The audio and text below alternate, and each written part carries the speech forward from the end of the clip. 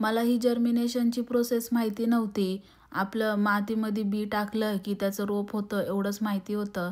पण इथं आल्यावर समजलं असं पेपर टॉवेल थोडासा ओलसर करून त्याच्यामध्ये बिया ठेवायच्या, सगळीकडं नीट पसरवून घ्यायच्या आणि तो पेपर टॉवेल नीट फोल्ड करून व्यवस्थित एका एअरटाईट कंटेनरमध्ये ठेवायचं, ज्यात त्याला बिलकुल हवा लागणार नाही आणि तो टॉवेल पण ओलाच राहील.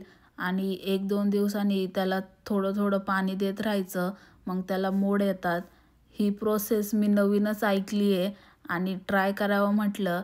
मी 4 प्रकारच्या बिया आणल्या होत्या. एक अस्टरची आणली होती, एक डेझीची आणली होती आणि भाज्या गॅलरीमध्ये लावू नको म्हटले तरी पण मी कांद्याची पात आणि काकडीच्या बिया आणल्या, कारण मला लावायचं आहे आणि बघायचं येतंय का.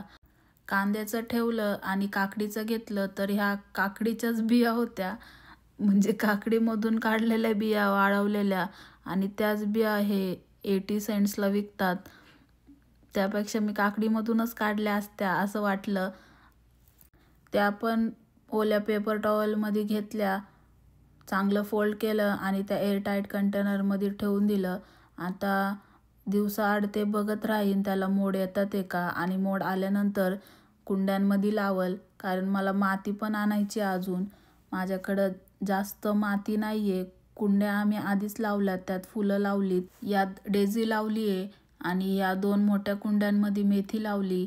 इकडं अस्टर लावलंय आणि हे अजून 2 फुलांच्या कुंड्या ज्या डायरेक्ट आणल्या होत्या. बघू येतंय का नाही.